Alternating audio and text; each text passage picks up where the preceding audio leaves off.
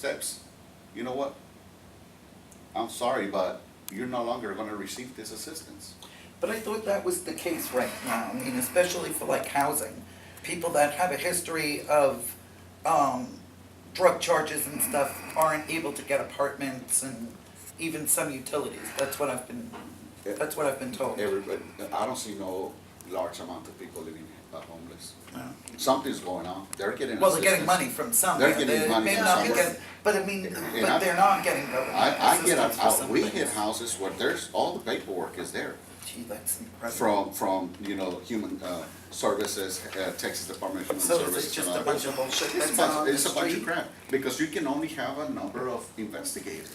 Remember, everybody has only a certain number of investigators, only 2 for Baytown, okay? And then you have selective enforcement and selective prosecution. That's where we are wrong.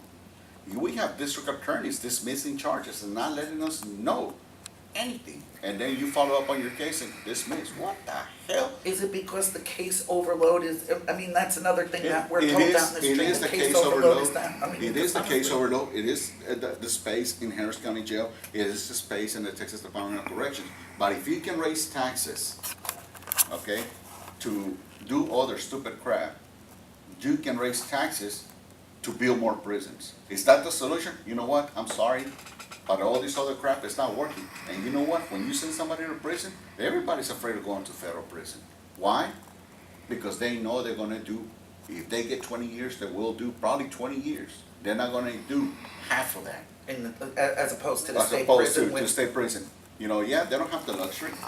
They take away. Do what is right for the rest of the people, The TV media have the luxury. I'm sorry? The TV media, like Yeah, they have Martha luxury. Stewart, she Yeah. had all kinds of luxury. Controversy makes news. And if you can start Yeah, but it's always controversy. the wrong controversy. Exactly. You know, it's like you said, it's that thing in Ferguson or what happened with George Zimmerman down in Florida. And those were ridiculously unfortunate events. And I do think there was some wrongdoing that went on in them. But you can't turn around and just make a blanket statement that this was a racist event. And that's some of the things that bother me as a white person. And I can't say that because I'm white. I'll tell you what happened to me. When LX came over here to file a complaint. And I'm not I'm not a racist person. It's not. It's like you said, everything is all intermixed. You've got white guys with black guys and Right. Latino guys all doing business. Where's the racism there? If they really hated each other, they wouldn't be doing business It's a with bunch each of other. crap. When LX came and did file a complaint on me, met up with my chief, came in with. He everybody. complained on you? Yes. Who was that? 2012, Juan LX. Oh, I know Quanell. Oh, Yeah. he's full of mess. He came and filed a complaint on me on a case that I investigated in 2007.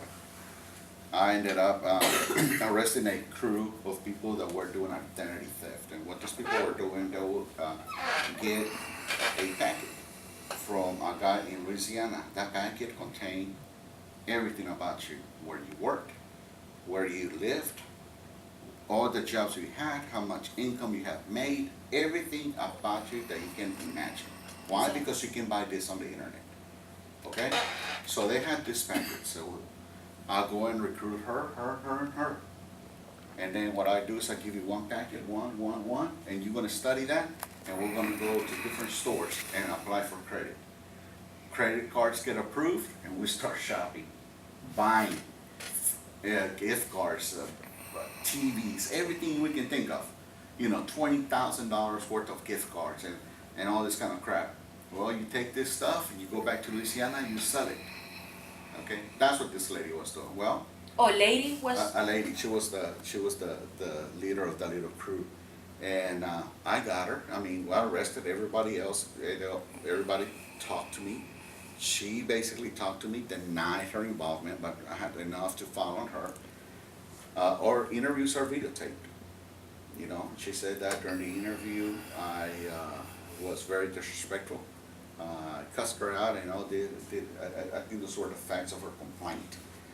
Well, my interview was videotaped, so you cannot say that I was very disrespectful. If one thing that you can do when interviewing somebody, you can only treat them right. More sugar gets more, I'm not saying more. Gets more flies More with flies sugar with more than- sugar, exactly. So, guess what? I tend to talk to people very kind, you know. I've been doing this for too long, and I know that if I'm polite, everybody wants respect, so what do? Give them respect. They're gonna talk, so you let them talk. Well, this lady, I talked to her, you know, nice, but she knew the game, and she came and, well, the complaint didn't go anywhere. But let's go back to that. You know, you have community activists fighting battles for criminals. You have the government who really does selective enforcement, selective prosecution. Then you have community leaders who are out there and basically trying to just do things to see how they better themselves. They're politicians, you know, and there's these people, the rest of us who are going to school to try to become counselors, preventive counselors, law enforcement officers, whatever. And we're actually fighting a war. We have more things preventing us from doing our job right than things in our favors. And things keep on coming out, budget cuts. No money for this, no money for that. There's money for a bunch of other crap, but we don't have money for education. We can go pay a coach at UT or anywhere else $7, $8, $10 million to coach, but we don't have money to give scholarships. Now, you serious? I mean, where are we going wrong? No, I know that one Seriously. very well. I fought in the Dallas Independent School District because my son is an AP student. And because I didn't have enough AP teachers, and I also had to buy the books for the class because the school didn't have the money to buy the books. But my son was sitting on the floor because there wasn't enough desks either. Seriously. And they were building a brand new stadium There at you one of go. the high schools. So I was one of those idiots down at Dallas They got the Independent School garages District messed every up. day going, you Yeah. have got to be kidding me. My son has to sit on the floor so somebody can play football in something like Texas Stadium? Seriously? You know, it blows my mind that I they do mean, that. our stadiums here, North Shore High School has a better stadium than my country will ever have. Oh, let You me, know? okay, now New York is very big on sports, Yes. right? You do not see stadiums like that up in New York. They just don't exist. High school stadiums are just that. What's considered practice fields down here is what New York students play their high school football games on. There's no fancy stadiums. If there is a concession stand, it's inside the high school because maybe one of the groups is doing it. But if you're in some of the poorer districts, they don't have concession stands. There is no announcers, there's no fancy scoreboards. There's literally kids out there that change the thing. And these are some of the richest communities in the country. I went to one of those high schools with a top sports Once team. again, So what's the difference? we are doing crazy. more for a few than we're doing what's good for the rest of the Makes no country. sense. That makes no sense. And it's the same thing with the war against drugs, the war that we're fighting here every day, the war that you're gonna be fighting, trying to convince these kids not to do something when the moment they walk out of here, mommy and daddy say, it's okay, son, or somebody's gonna say, it's okay, or the lawyer's gonna say, don't worry about it. I don't know, you guys seen that new TV show that says something, Murder 101, you know, Yeah. crap like that. You know, There's the- a TV show called Marijuana It's One. how to Murder. commit murder 101. How to commit Oh, murder. Murder 101. 101. And I mean, it's all this Hollywood shit that is going on out there, and all these attorneys bad who ideas. don't give a rat's ass, who are probably using drugs themselves, and it's just, Well, I do have, I'm not gonna mention the school district because we're gonna be on film. But, Yes. there is a school district, Excuse me. bless you, Bless you. that I am very, very familiar with the school district. And the random drug testing, there were orders by the principal that the students, that they came out, that the results were dirty. If they were football players, not to notify the parents. Yeah. So this particular person that was in charge of that, when the principal gave him that order, he said, sorry, I can't work here anymore. This goes against my principles. Well, But, That sounds kind of like what he was talking about with, what Juan was talking about with selective enforcement. Exactly. Is it the same thing? Exactly. Yeah, it's the same thing. Yeah. You know, Exactly. it's selective enforcement. So, you know, for a debate. Who hires selective enforcement? Who- Nobody hires it, No, but- it's just within you. I don't, it, somebody just puts them in charge of it. No, selective enforcement is, okay, if I'm the prosecutor and I have 200 freaking cases on my desk.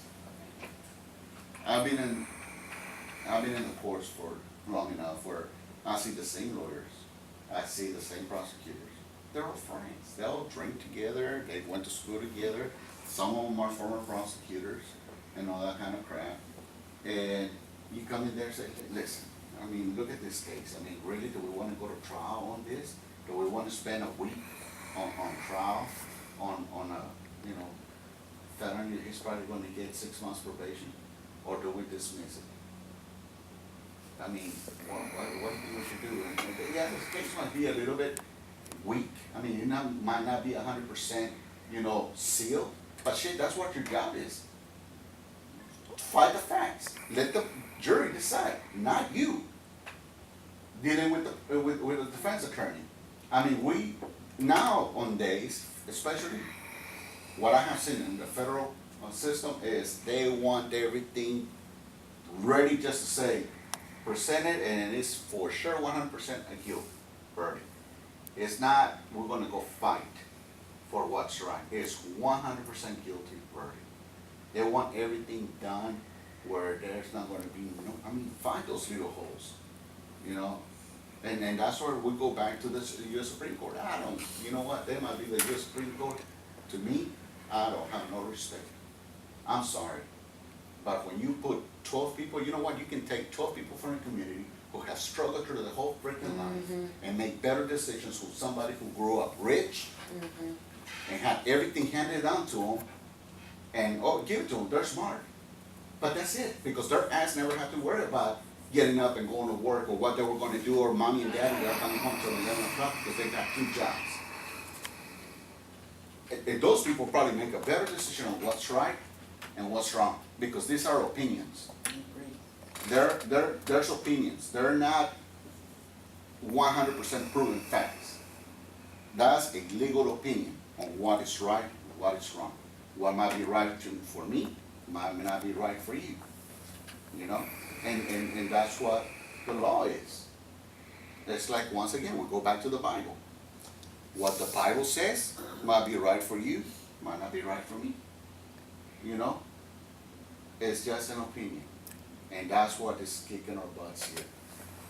Too much, I'm not gonna say freedom, Too much but bullshit. too much bullcrap. Too much room for interpretation, Define, maybe. define freedom. Is freedom for the few, or is freedom for the best, for the rest? It's like that kid that got off basically with just a slap on the hand that had that wreck and killed his friends because he was raised affluent. Oh, there you go, Oh, because he that's was. right, that was the defense too. Yeah, how stupid is that? Now, wait, It's a wait, mental wait, disorder now being he, used absolutely. Did you know that? he what? He, Well, they- the defense was this kid came from a very wealthy family, correct? Yeah. And the defense was because he was raised in such a rich environment and he was afforded all these opportunities, he didn't know, his parents didn't teach him right from wrong. Oh, come So on. he should not be held responsible And I for think what he two does. of his friends got killed in the wreck. Yeah, and he was found not drinking and guilty. driving. But I mean, it's almost like a reverse discrimination type of But thing. his dad You was know, just well, crazy. you know, if you're Latino and you're black and you can use that as a defense, why can't? As a rich white boy, why I'll can't tell I you use what. this as a defense? What a slap on the face. Really? I instigate crap when I feel that it is to, so I gotta prove a fact. If I was an attorney right now, if I had my law degree and I was good, that would be one of my arguments. If I had a black kid or a Hispanic kid, I will find that crap just to see what the result would be. Well, there's your result. You know? But I What mean, were the you know, results? As a lawyer, He didn't how go to prison. could you be He went to so- counseling. No Yeah. guilty. Oh, not guilty? That reminds me of the defense that I murdered my parents and then throw myself on the mercy of the court because I'm an orphan. Yeah. But his dad was just arrested. His dad was just arrested in Dallas last month for impersonating a police officer, Uh-oh. His father? his father. Oh, So if he's People with so money. smart and has so much money, why did he do a stupid thing? No, I mean, it's another one of those things that the more money you have, the more you think you can do and the more Do you it, can we get can get away away with. with it, yeah. Yeah. I mean, I you mean, know, it's a circular thing. I mean, the whole thing about racism. Anybody ever see that movie Crash, which I think should be shown in every high school around? I have seen it. And it shows how racism is circular. It's the Asian saying, "Oh, look at that white driver," and the black woman going, "Oh, look at that Asian driving," or I can't even remember what the whole thing was, but I mean, it went from Asian to Hispanic to black to Middle Eastern to white, and everybody was just bashing each other, and in the meantime, there were all these crimes going on and offenses against each other. Where does it stop? Somebody's gotta Well- stop it. Did you see that movie? It was with, Yes. I mean, it was. Yeah, it had a bunch movie. of high-powered actors in it. you know, everything, you know, we can talk about politics, we can talk about racism, we can talk about drugs. But at the end of the day, everything comes together. It's all circular. Everything relates to one another. We use drugs because we're Hispanic and we don't have enough money. We use drugs because we're white and we're bored and we just don't have anything else to do. We use drugs because, man, I'm black and I don't want to work. I ain't gonna work at McDonald's. And it's easier for me to get money out here. I mean, there's always this excuse for everything. And then you go to somebody and you tell them, hey, what can we do about this? This person, well, they gotta meet a certain criteria that, you know, for us to prosecute. They gotta be doing this, they gotta be doing that. Okay, let them get away with it. You know, CPS, waste of money. You know, they come and come and come, visit. You let the kid go back, and a month later, they're dead. I mean, it is a, I have another gun question. Who does the 713? Is that the Houstons? yeah. Who does the what? Yeah, a lot of people do 713, 281, you're talking about the area code. The area code, Yeah. uh-huh. But they get tattoos with the 713 or, Yeah. Oh. you know. I mean, they're gone, Houston is good, you can see 713, actually, they make the Astros logo with the 713. Really? Yeah, they move the numbers around and you can actually, I have a question, and you can answer this. When you're going down the street and has the power lines and the shoes are thrown over the power lines, what does that really mean? Or the tennis somebody shoes? just lost Tennis their shoes. tennis shoes. It's what? Somebody just I lost was their gonna say, we used to do that Yeah. when we were Yeah. kids. Well, you But know, a lot of people say it's because they're selling drugs there. yeah, and I have a neighbor who has made it his mission in life to go around Baytown with a ladder and get those off. Oh, hell. Because he thinks it's a drug related No, it's thing. not. Okay. Somebody just I lost their thought it's that shoes. somebody got killed and that's why they hung the tennis shoes over the power line. It's more like somebody just broke into somebody's locker and got their shoes. I said, you're That's gonna what we get used to killed do. doing We used that. to take Somebody's gonna somebody's hit tennis. Did Yeah. you do that when you were a kid? Coming home from gym class? and We weren't somebody rich, got their we tennis weren't shoes, we rich used enough to steal have them. shoes with strings in them and shit. I walked to school uphill in the snow both ways. In Texas, that's why. For 10 Texas. miles. With no shoes. And no shoes. I tried that with my daughters. They said there's no snowing with another. My brother and I had one shoe, we split it, we hopped to school. So, for sake of argument, I mean, you know, what can we do as a student, as educators, as law enforcement? I mean, we're not politicians. I'm not, and I'll never be a politician because the first day I get somewhere, everybody will against me because, you know, I'm not getting rich. I'm not going to sell my soul to a corporation or an individual because of their pockets. And that's what is wrong in this country. Everybody wants to be rich, do the minimum, and be rich. A thing that I ran across some years ago, and I'm not a gang expert. I did some research on some of the white supremacist gangs in the United States back in the 90s and wrote a book about it.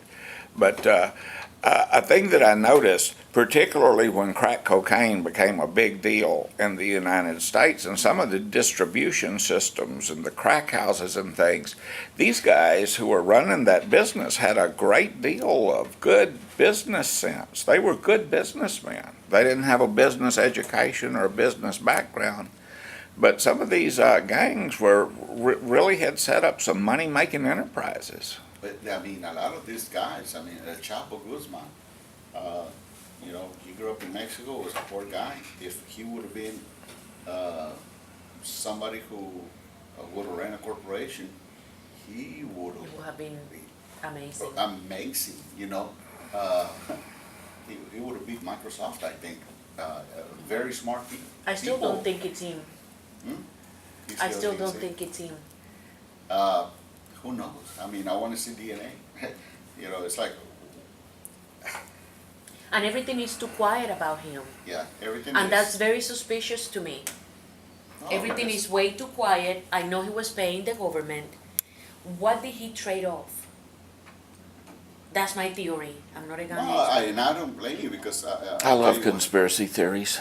Prieto, the president from Good as Mexico, donuts. he's connected to somebody. He has to be. I mean, when he wants to be going to Guatemala and meeting with Latin American presidents and entering into an agreement where, hey, when your people come over here, they can come and check with us, and then they can go in and we tell them which way to go. That route, they'll be protected, make sure that nothing happens to them, and that they can make it to the north. But then you have the Texas governor sending the National Guard to try to protect us, and then he wants to raise hell because we want to protect our border.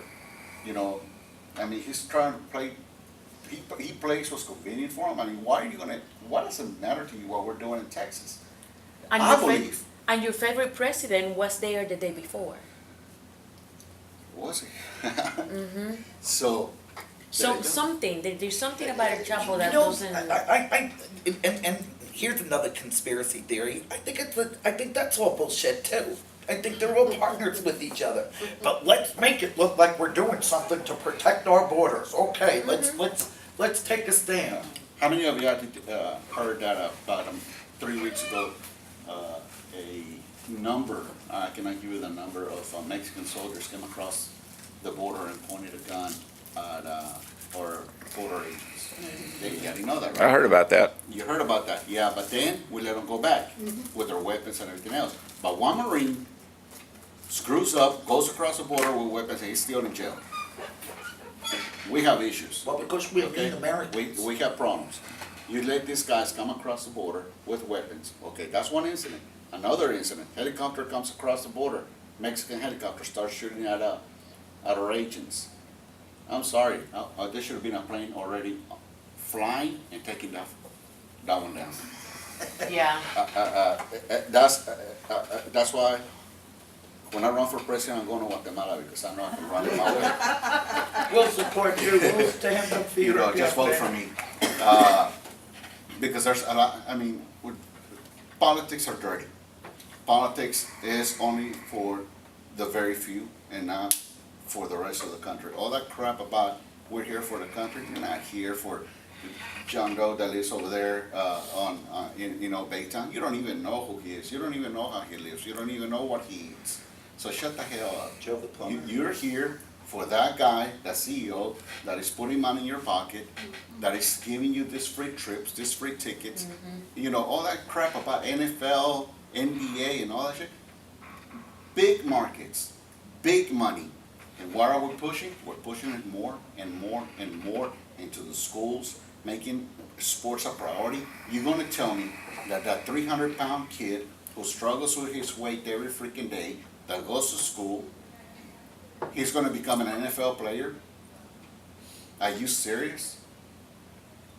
It's only for the few, and we're taxing everybody to build these big stadiums, but we're not taxing anybody to do more, to fight drugs, to educate more people, to go out there and, you know, provide scholarship for counselors, for drug counselors. Put more drug counselors at the schools.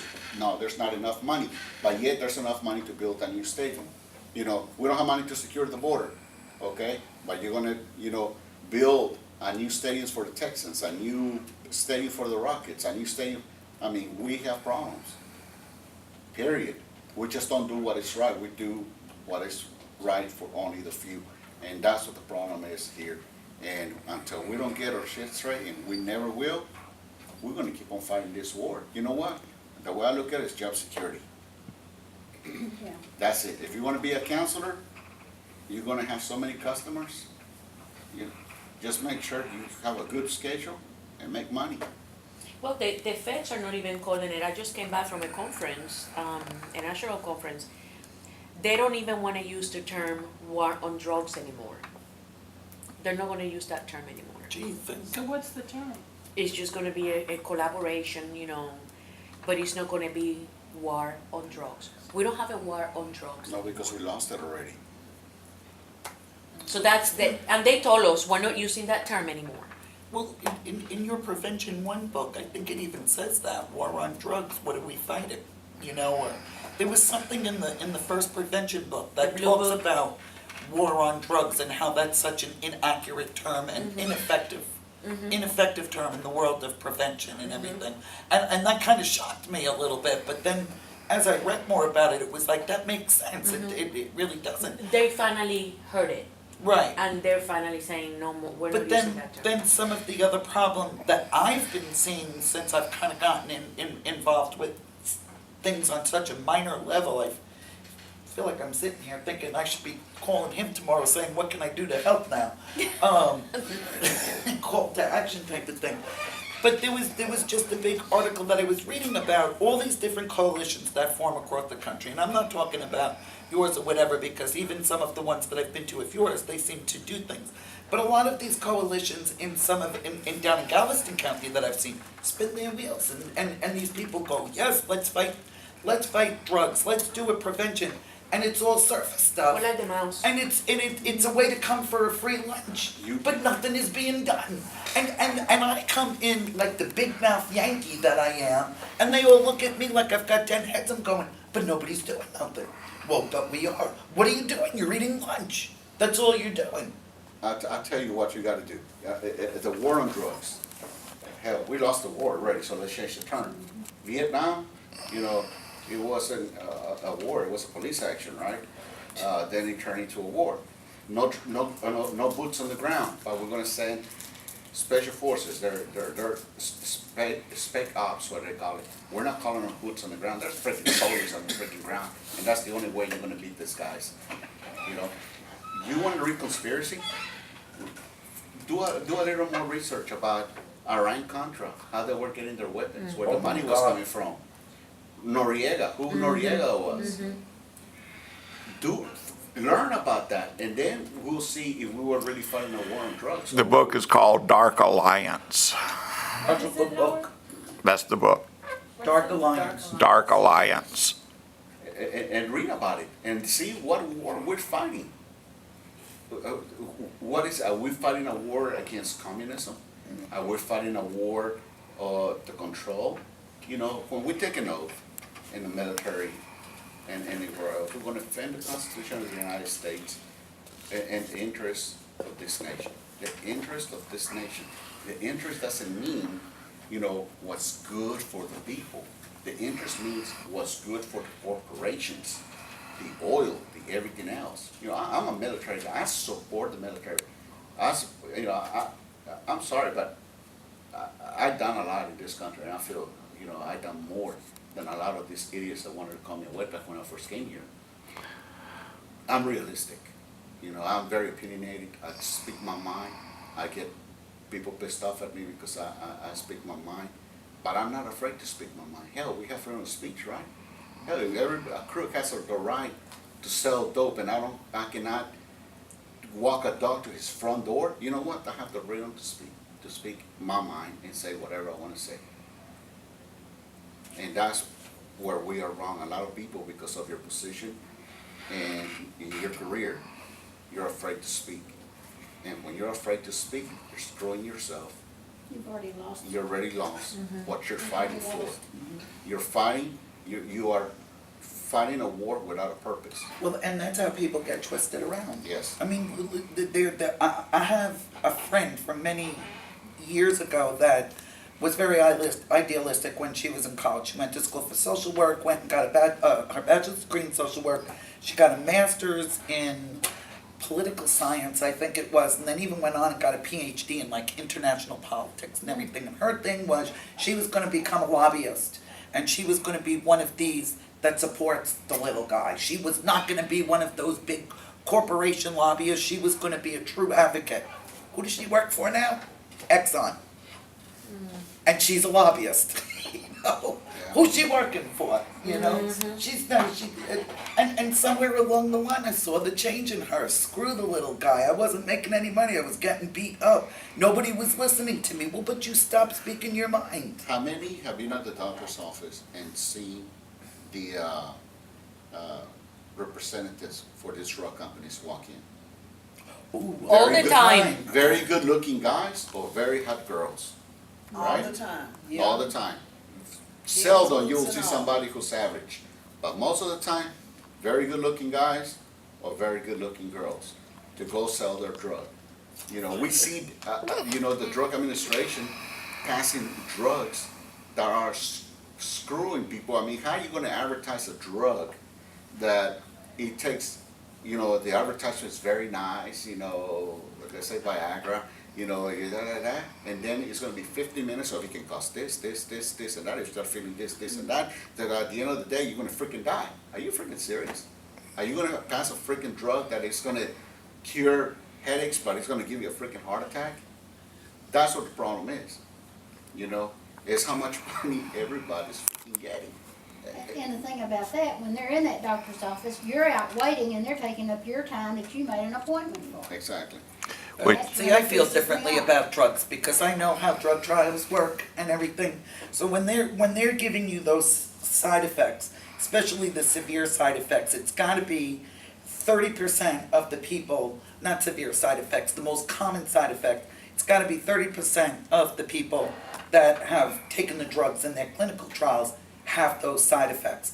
And usually the sample population they pick is fairly small. I mean, Yeah. even to a certain degree, sometimes it's only 100 people, which is, statistically speaking, is an Irrelevant. extremely small population. 1,000 is even considered small. When you're talking about 30% in 100, you're only talking about 30 people. That doesn't mean, all right, so I'm digressing. So that's your absolute most common side effects of that drug. When it comes down to the less common ones, it's got to be less than, what is it, Howard, is it 19.9%, I I think it think is? something like that. Something like that, and then the real non-common ones, it's gotta be less than 10%, and that's gotta be proven. Now, I'm not saying that these drug companies don't, because you can fudge statistics very easily. I mean, anybody Yeah, can it's prove statistics. anything, and if I slice the pie this way, and you slice it this way, the statistics are gonna come out different, no matter what. But for the most part, I again, coming from a healthcare background, would buy drugs here in the United States as opposed to anywhere else where they don't have those kind of FDA products. In fact, it used to be with side effects, you were not educated as to what drugs would do to you.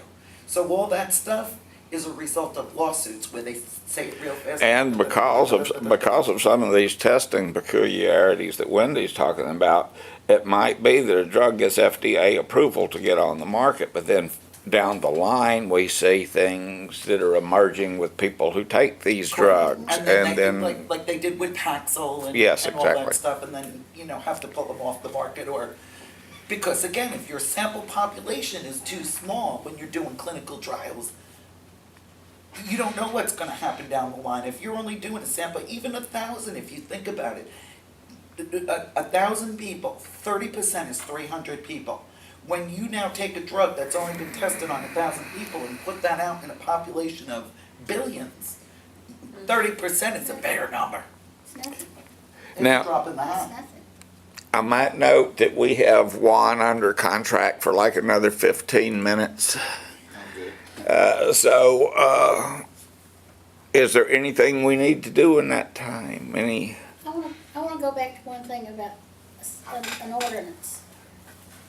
It seems to me if the parents of all these children banded together, because there's power in numbers, there could be a push to get an ordinance done in Baytown. I mean, I tell you, our city manager, and I don't play politics, I speak my mind. I mean, he don't pay my bills, I work. No, that's He don't come to my house and helps me take care of my kids. So, I respect him when respect is due, when he doesn't play his favoritism. And, he is doing something.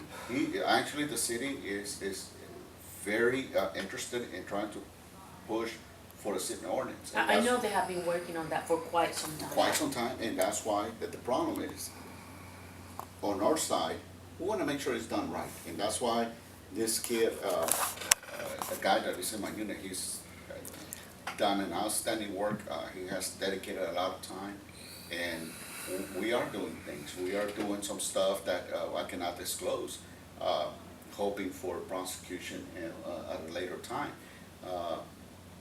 But we are working on it, and unfortunately, you know, once again, we have rights in this country that, you know, things don't change until you have people dying in large numbers, you know, with all these school shootings that we had. Nothing changed about how officers responded to active shooters at a school. You ever remember the first major shooting in Colorado where officers responded and they would not go inside the school until SWAT got there?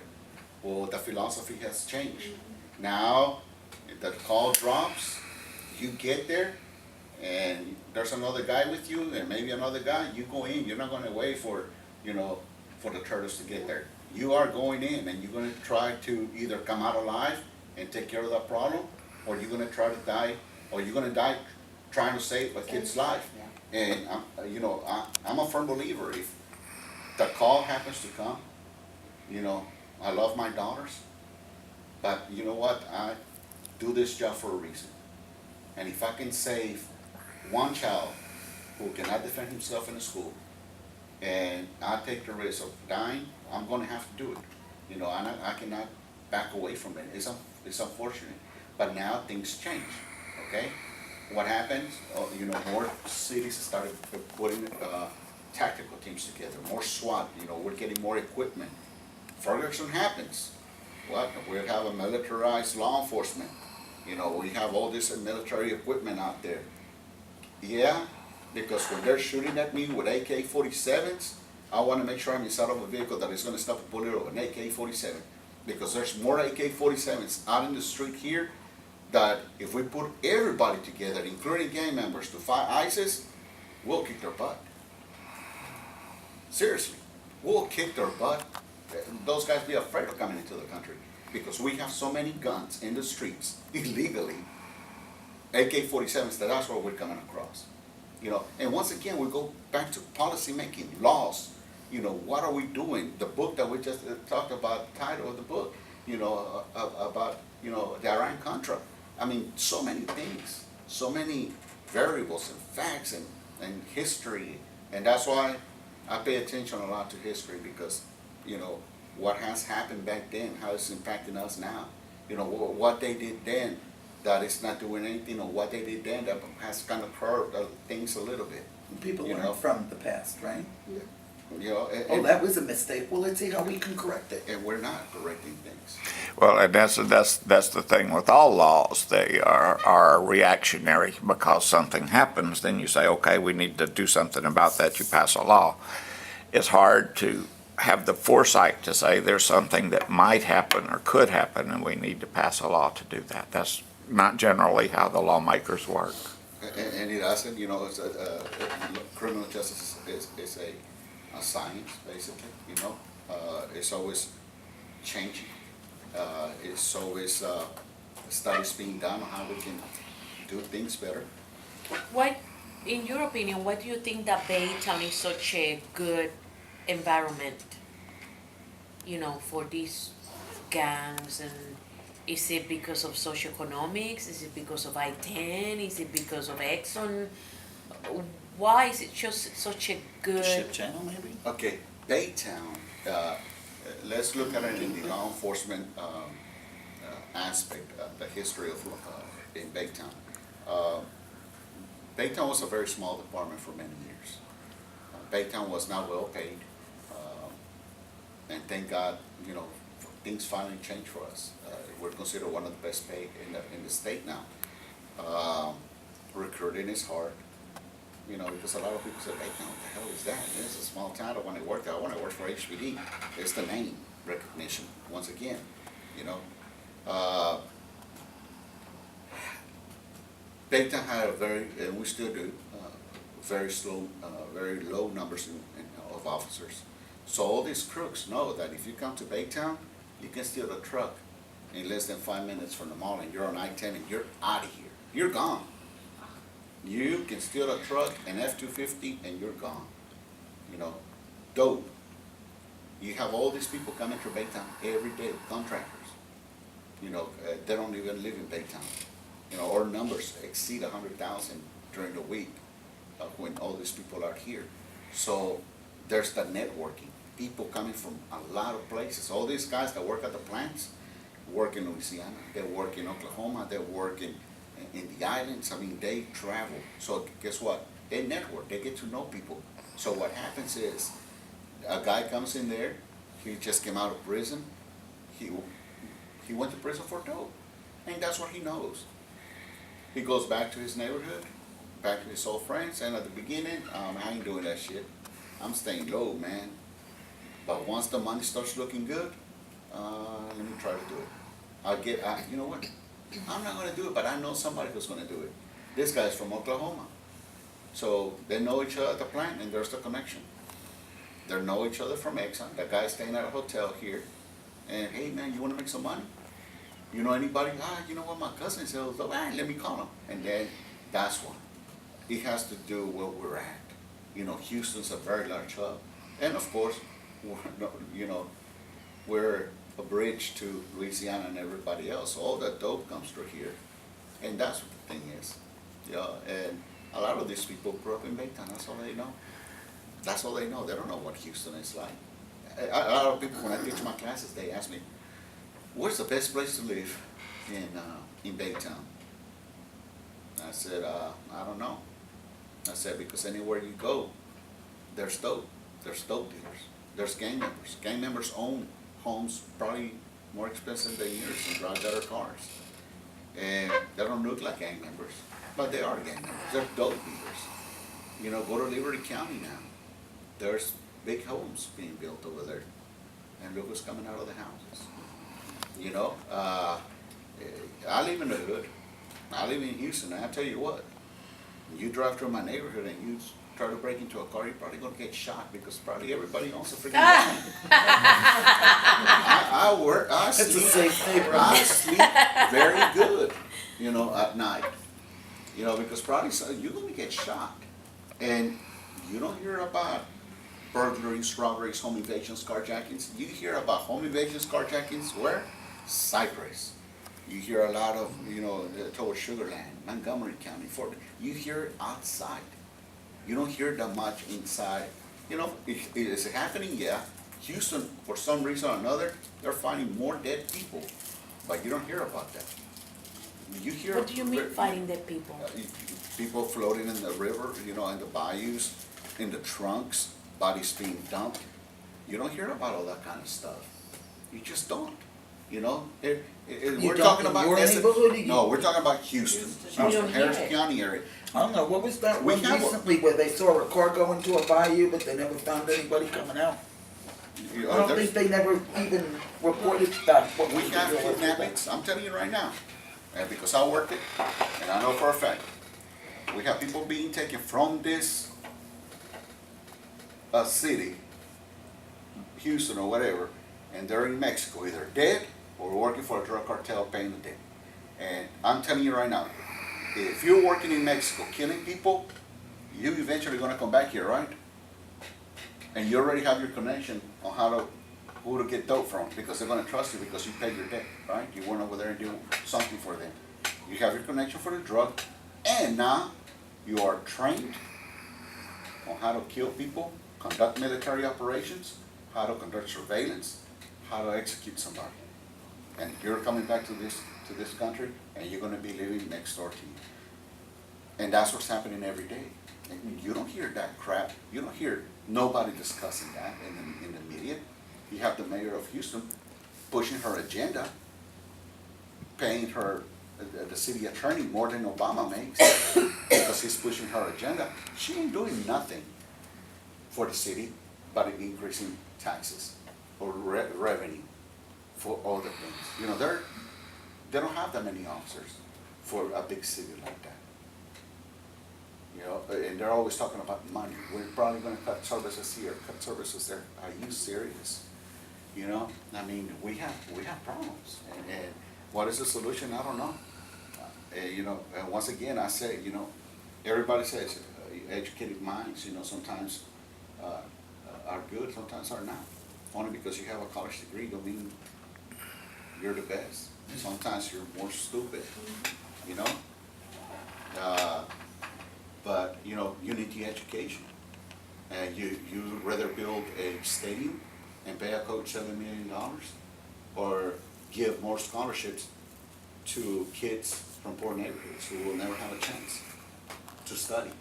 You keep on increasing tuition, you ain't helping nobody, man. You're just making everybody dependent on the government. Quit giving everything so easy, okay? Quit giving millions to the Saudis, $87 billion in 3 years. Are you serious? They have more money than anybody else. Oil, rich countries, we're giving them money. You're giving the Saudis billions of dollars. What about the people here, man? Educate them. I'm not saying give them food stamps and free all this housing and all that crap. Quit making people dependent on the government. Educate them and let them go out there and work. You know, you're building China to become one of the richest probably nation, because we buy everything from them. And made in China, made in China. And nothing's being made here. I mean, we're screwing ourselves. We're screwing ourselves. And until we don't start educating ourselves and start calling our representatives and tell them what we think, you know, nothing's gonna happen. Ted Cruz comes out on TV all the freaking time, talking about this and he might be this. I sent him a letter a long time ago, he never replied. So he can kiss my ass. I'm sorry, Mr. Cruz. You know? I'm serious. Well, I sent a letter to Obama and told him why I didn't vote for him, and I got a letter back thanking me for my encouragement. That's good. Well, Ted Cruz, I guess, must have been too busy. Encouragement's where you find it, kiddos.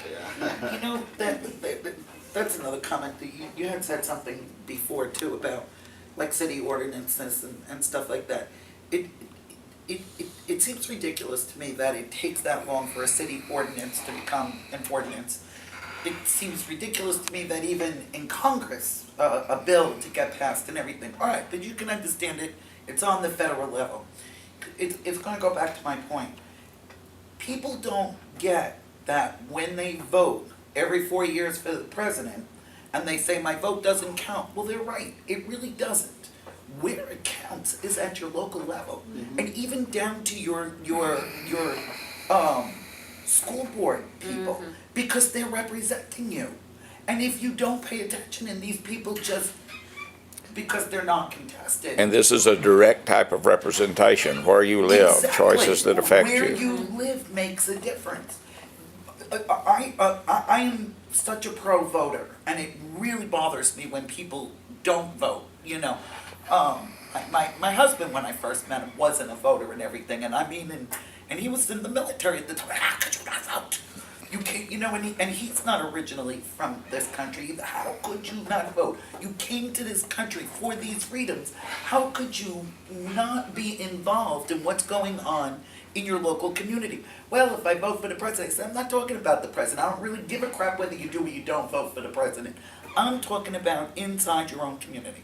And it means more than anything, because these people are representing you. You want an ordinance passed, you wanna make sure that the person who is in city council is gonna push for that ordinance. Or whoever your city attorney is, or whoever, I mean, right down to the dumbest little, you know, Parks Department person. These are the people that represent you. But then, even as you move up the line from your city people to your regional and your state people, these people that you're voting for now in your city councils are ultimately gonna become your state senators and possibly even, you know, your federal Congress people and possibly president, correct? So, that's the one thing I never understood, why people don't pay attention to their local, you know, even now if you talk to people, I've talked to people going, what did you think about the debate between, Abbott and, Wendy Davis the other night, and they were like, who's that? Are you serious? You know, I was shocked, I was absolutely shocked, and that's not a good thing, you know, if you don't even know. Well, there's a video on YouTube of a guy outside of a college campus. It's a hoax. I mean, he's out there, it's bullcrap. He's out there interviewing kids about ISIS and something about the government helping them or something like that. And it's bullcrap, and these kids make some stupid It's like a Jimmy comments. Kimmel I mean, you thing. gotta be serious. I mean, people don't have a clue of who these people are, you know? And we go back over here, you know, people don't know what is going on. Parents refuse to accept responsibility Yeah. of what's going on inside their house. There's no A lot accountability. of, no accountability. Once again, we go back to what I kept on saying from the beginning. It's not the officer's fault that we decided to stop that car. Immediately, when things go wrong, who do we blame? The officer. We don't blame, or we don't hold that person accountable for their own actions. Accountability. There's no accountability here anymore. It's not about who's, and we're gonna help people accountable only depending on who that person is. Because if you're somebody, or chances are you can start making a lot of noise, we're gonna back off. You know, we're not gonna speak up, you know, we're gonna just shut our mouth and try to be politically correct, because Juan X or Lulac or somebody's gonna come over here and start, you know, making noise. Whatever, you know, let's stop being afraid of these people. You know, there was a family here that made a big noise about officers beating them up and all that kind of stuff. Really? You're gonna just talk about all this kind of stuff? Let's talk about the history of the family. Of course we cannot bring that up. You know, let's talk about what led to that. Let's talk about why officers went there. What happened before that? Nobody's gonna bring that. And it's a human thing. A lot of times we as adults, as people who are educated, trained, we tend to do that sometimes. You know, we tend to blame others for crap. You know I do. I blame my daughters for everything that goes wrong at the house. You know, but it happens. I mean, it's a defense mechanism. You know, I'm not. Well, you beat me for no reason. Well, you're picking up your hand and you're about to hit me. I'm gonna hit you first. You know, or I want to tase you before you hit me. Yeah. Oh well, the person didn't have a gun, and you know, what did you shoot him? Oh, let's see, I'm 5'7", 190 pounds. That guy is 7 feet tall, 300 pounds, and not have a Good, gun. my gun. Yeah, there is a gun in the fight, because the moment he takes my gun, I'm freaking dead. You know, and that's what it is. You know, we always make excuses. We don't hold nobody responsible for anything in this country, and government and everybody else hides the truth from people. There was another story that was in the news, and I got into a lot of trouble on Facebook for this opinion. It was the most recent news story about that poor prisoner that was in deplorable conditions. Yeah. So my comment was, well, where is he? He's in jail. You know, all right, granted. He's not a club man. And that's exactly what I said. I said he's not down in Jamaica on a vacay. He is in jail. Well, we shouldn't be treating them that. Well, how should we be treating them? Should we give them Club Med? You know, now granted, I mean, from what they said, it was horrible. He was living in his own feces and there was bugs and what have you and everything. But these people were going, how deplorable it is to treat a prisoner that way. I was like, you have got to be kidding me. This is a prisoner. You know, we're not talking about What somebody crime that did he we, commit? Do huh? you know what crime did he I commit? don't know. I don't know what the crime is. Do you know? Do you know what that was? Do you know what story I'm talking about? Yes, it's Because it's about- been a big thing on the news lately. And it's like, and I guess that's why I get frustrated over watching the news. I can't stand watching the local news anymore because some of the stories to me just seem so ridiculous. That's a 7-minute spot on the news, and I did time it, 7 minutes. And that's more important than talking about something that you're talking about, kids who are doing push down and possibly San Prevention. Jacinto, or a prevention program that maybe's out there that's actually fighting the good fight, you know, but no, it's more important for us to know that 7 this minutes is poor a long prisoner segment. is being treated deplorably. Well, because they have to interview everybody. You know, they have to interview the guys. They got a spot, Ted, the guy that helped investigate it, Ted. Yeah, it was like a major, Yes. you know, consumer alert type of thing. Oh, don't go to that jail thing. I don't know what to tell you. Don't get arrested in that city. Well, I he was mean, getting 3 hots and a cot, what more can he want? well, you know, like I said, if in fact it is true and he was living in his own feces and all these bugs were there and that's a little on the gross side. But on the same point, you're in jail. You don't want to live in those kind of conditions. Here's the alternative. Don't go to jail. That's all. You know, I have very strong opinions too, as you can tell. As counselors, I mean, as people who are gonna be working in this field and preventative, drug abuse and all that kind of stuff, I mean, what can you do? What can you do when you have a client whose, parents, number one, either don't care, number two, are, I'm not gonna call them ignorant, some of them are ignorant, or some people who are just naive about what's really going on out in the streets. I mean, how do you deal with a kid? How do you deal with an adult, you know? You have to look into the A background. lot of parents though enable them. Yes. That's the big issue, a lot of parents enable them. Wonder that. Okay, well, thank you, Juan. You're welcome. Very interesting as usual. Very controversial. I wanted controversy, huh? And we really You got got it. We got it. I can give you controversy. So when I get taken out, you know who did it. I know. But with that, guys, I guess we'll see you next Friday. And same time, same place, same channel, Same donuts. same run. You gonna say We'll bring food. And hopefully next Friday, we need a signing sheet, at least I do. We'll do more. So if somebody can start a signing I'll sheet, sign, thank you. Mary, You're sign signing this before you leave. before you leave. Friday, go further. We'll have it